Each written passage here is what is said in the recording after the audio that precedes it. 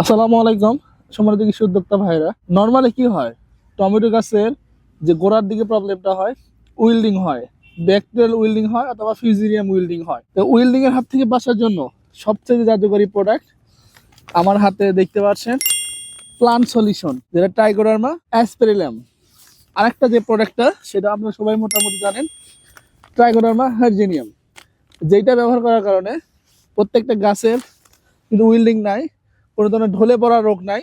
যদি অ্যাসপেরিলিয়াম অথবা হার্জিনিয়াম যদি দুইটাই সঠিক মাত্রায় প্রয়োগ করতে পারেন, তাহলে গাছের শিকড় কিন্তু বহুগুণ বেড়ে যাবে। আর এইটা অবশ্যই আপনারা যারা টমেটো চাষ করেন, অবশ্যই যদি এটা বিঘা প্রতি 2 কেজি অথবা 3 কেজি দিতে পারেন, অথবা 2 কেজি 1 কেজি হারে দেওয়া যায়, তাহলে কিন্তু অবশ্যই আপনার টমেটো গাছ কিন্তু এইরকম হবে। লক্ষ্য করলে দেখবেন প্রত্যেকটা স্ট্যাম কতটা সুগঠিত হয়েছে এবং কোনো ধরনের উইল্ডিং ঢলে পড়া রোগ কিন্তু একদম নাই বললেই চলে। তো অবশ্যই ট্রাইকোডার্মা হার্জিনিয়াম এবং ট্রাইকোডার্মা অ্যাসপেরিলিয়াম যদি জমি তৈরির সময় যদি দেওয়া যায়, তাহলে কিন্তু এই ধরনের উইল্ডিং বা ঢলে পড়া রোগ কিন্তু চিরতরেই দূর হয়ে যাবে।